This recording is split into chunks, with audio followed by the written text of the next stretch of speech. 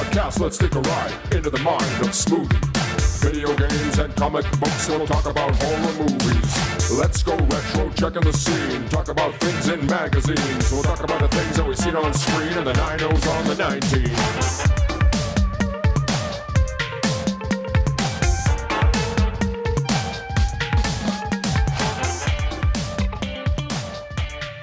19. What is going on? It is your boy Smoothie, but of course, and I invite you to come for the entertainment. Stay for the journey deep into the mind of Smoothie. If you are new here, hello to you. If you're a returning customer, don't forget to subscribe to, rate, and review the show wherever you get your podcast from. Without further ado, it's time to get into this week's episode. Sit back, relax, pop some popcorn, grab some snacks, pour a bowl of your favorite cereal, and let's get started.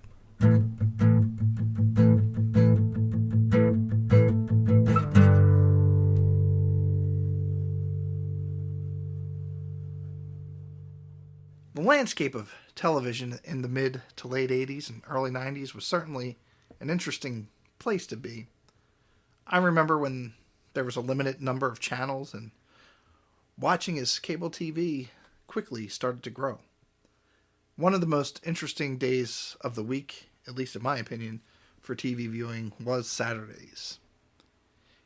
It seems like ages ago, and I mean, it was ages ago, I would wake up on a Saturday morning, nice and early, sit down with my favorite bowl of cereal, watch my favorite cartoons and programming, Muppet Babies and Pee-wee's Playhouse, for example.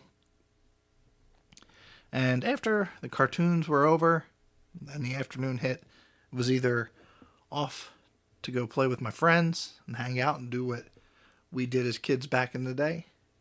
That was, go outside. Or maybe I would spend the day at my grandmother's house. Or, depending on the time of the year, I could have been at a sporting event. I played football, basketball, so definitely Saturday mornings were prime time for that as well. But on those Saturdays when there wasn't anything going on, and I was just at home, trying to find something to watch on TV was next to impossible.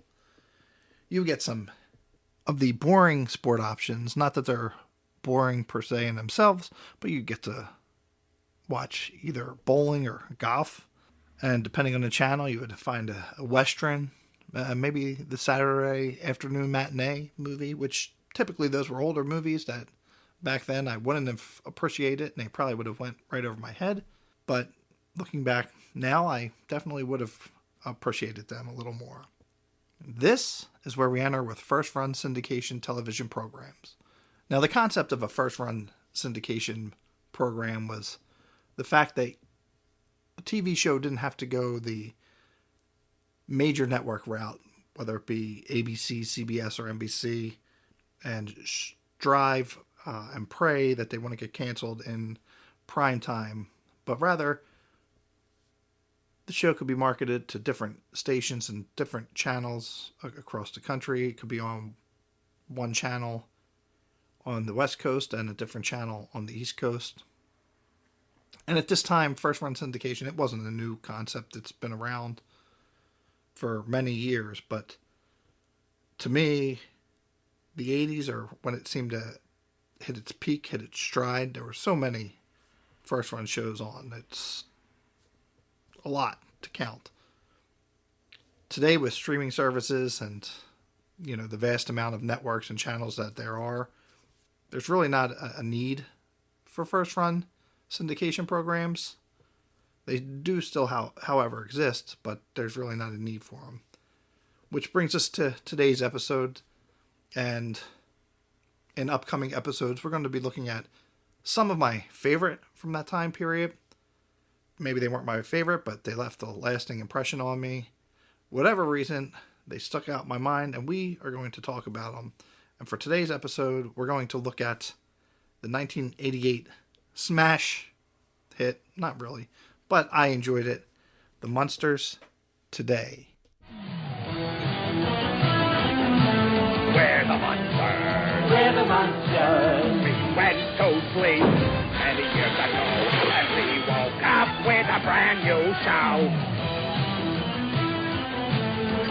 the Munsters. We're the Munsters. Oh, yeah! And we are back. What you just heard there was a sample of the opening credits, opening theme of the Munsters Today. If you're at all familiar with the 1960s version of the Munsters and equally as familiar with the Munsters Today, at least in hearing, you would know that the theme songs are very much the same. The Munsters Today, however, added that little bit of lyric at the end, which kind of ties everything together, sets the stage, and pretty much tells you exactly what to expect from the Munsters Today. It's good that they did do that, and the clips that they use in the opening credits are from the unaired pilot. Now, a full episode entitled Still the Munsters After All These Years was shot, but was never aired, at least in terms of its original syndication run. It may or may not have been on a DVD. I'm really not sure. I don't think this was available, at least here in the US.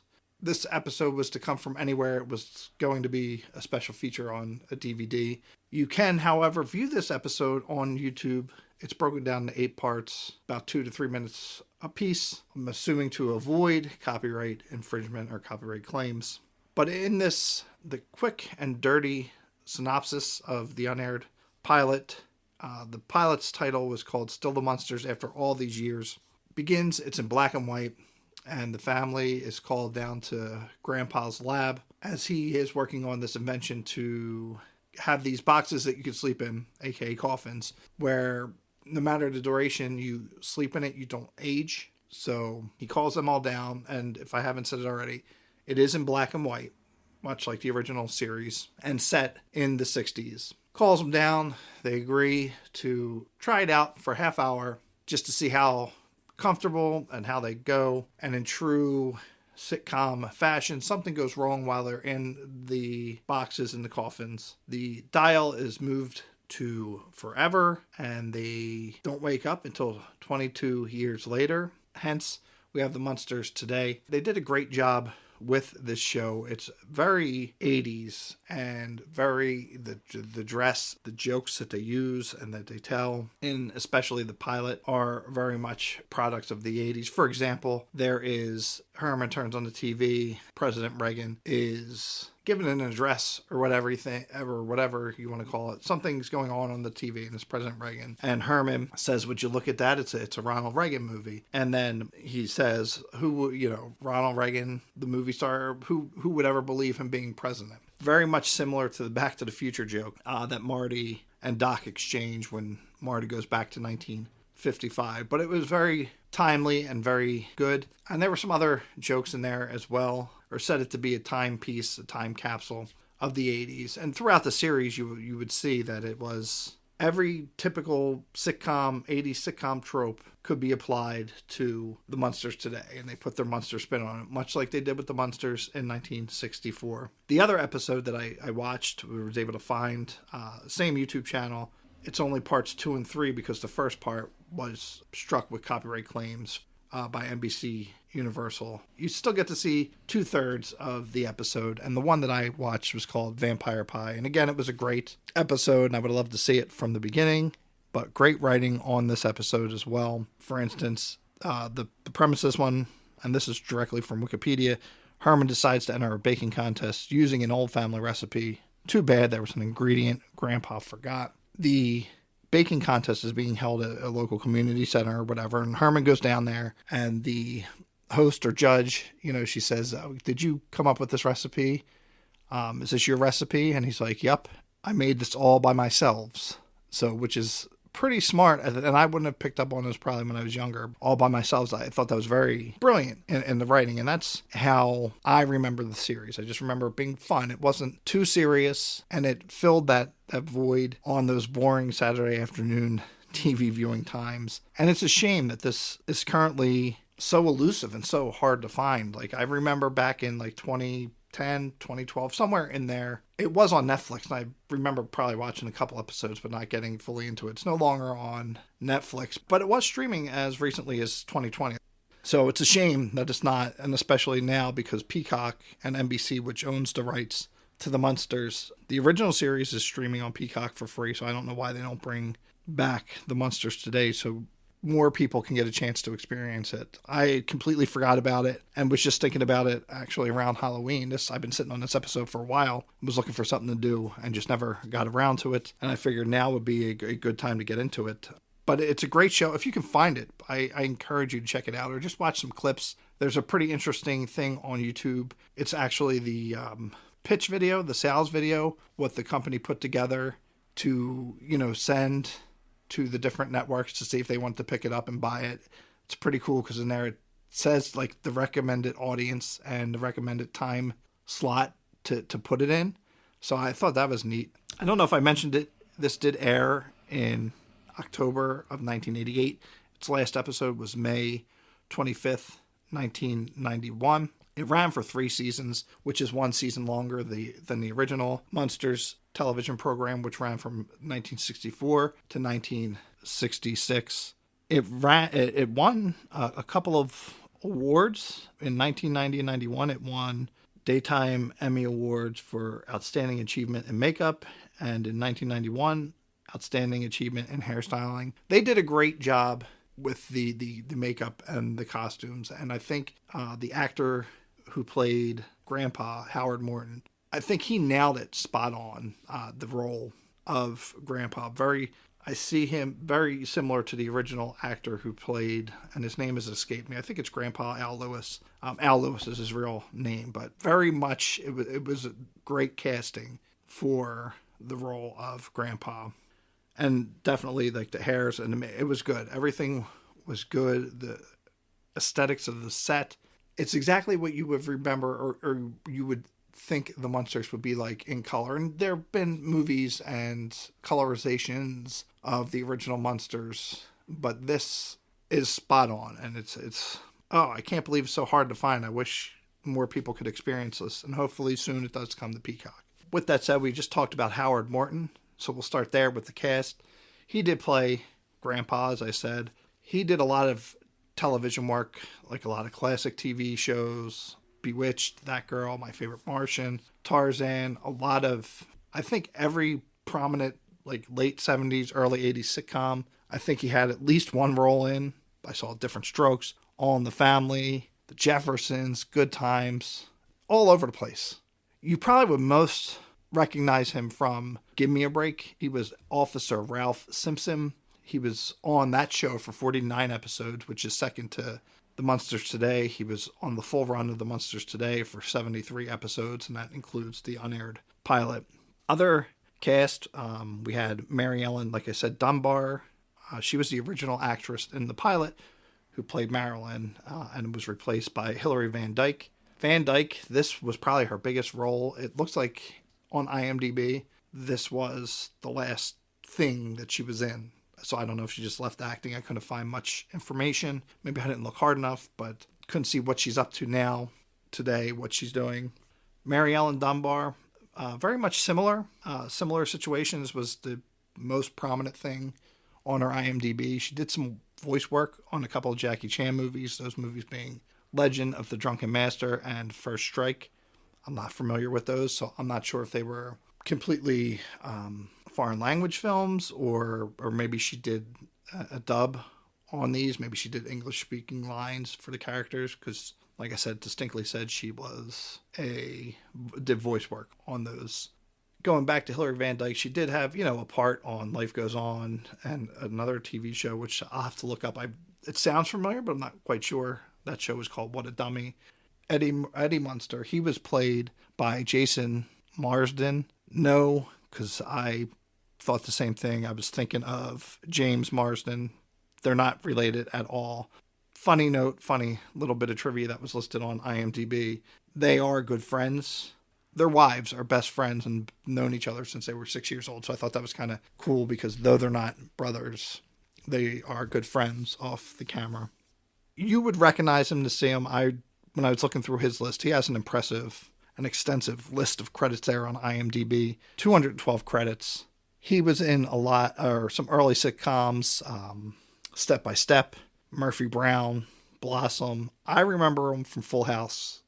I want to say he was Kimmy's boyfriend. I'd have to go back and verify that. He had glasses on, looked exactly like he did on the Munsters Today.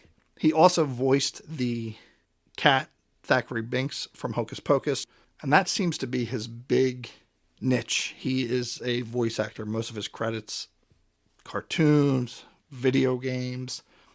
Currently, his most recent voice acting work was The Lion Guard, which Kovu, I believe, is the character he played on there, which that was in 2019. So still doing a lot of voice work.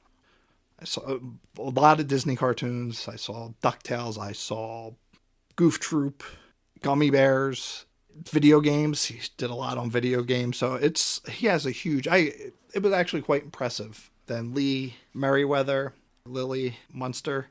She played Catwoman in the 1966 Batman movie. And she was also in the TV series in a couple of episodes and played a character by the name of Lisa Carson. She did a lot of classic TV as well, dating all the way back to the 50s. Some of the shows were The Man from U.N.C.L.E., Dragnet, Leave It to Beaver, not Justin Bieber, Leave It to Beaver. And again, a lot of these were just shows that maybe 1 or 2 episodes. She did have a recurring role on All My Children from 1996 to 2011, which was probably her longest spanning role from what I could tell. But she even had, as recently, has since passed away, but she as recently as, I didn't write the date down here, but she was on an episode of The Wizards of Waverly Place, so that's fairly recent. Herman Munster was played by John Schuck. To see him, you would know who he was. The most recent stuff I remember seeing him in, I'm a big fan of Law & Order SVU, Chief of Detectives on quite a few episodes, Muldrew, Chief of Detectives, I wrote that down wrong. He had a recurring role on there. He was in a movie, The Halloween That Almost Wasn't. I had never heard of this. This was a TV movie back in 1979. But interestingly enough, he played Frankenstein's monster. And this movie is available to watch on YouTube as well. And I want to go back and watch that. Maybe even do a podcast on it. He has an extensive, outside of that, theater, TV, movie experience. Again, a lot of these actors, older actors, he had some shows on, or some roles on Golden Girls, Different Strokes. He played Daddy Warbucks on stage in the production in a production of Annie. I'm not sure if it was on Broadway or. One of the things that stood out to me, he's made guest appearances on both of the longest running primetime dramas in U.S. television history, and that is the original Law & Order and Gunsmoke, which is also impressive.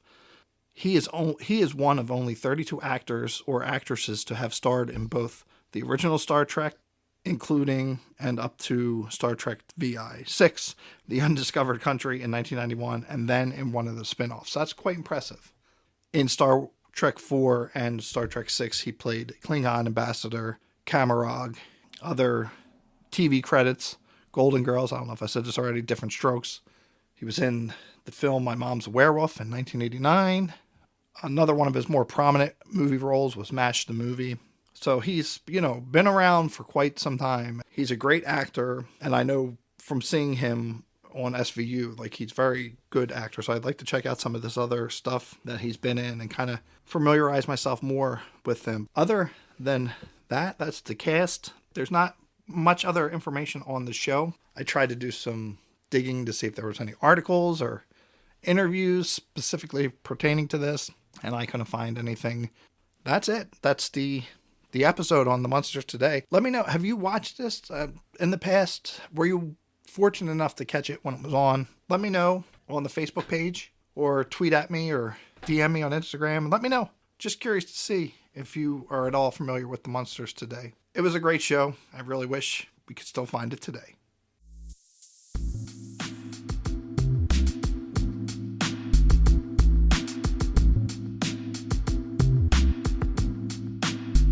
That's it.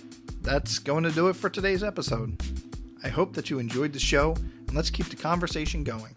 Head on over to Facebook and give a like to the Mind of Smoothie Facebook page, and while you were there, join the Mind of Smoothie and Friends Facebook group.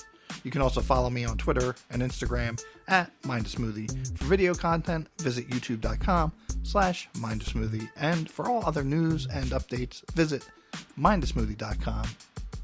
Thank you as always for listening, and until the next one, take care, God bless, and stay smooth.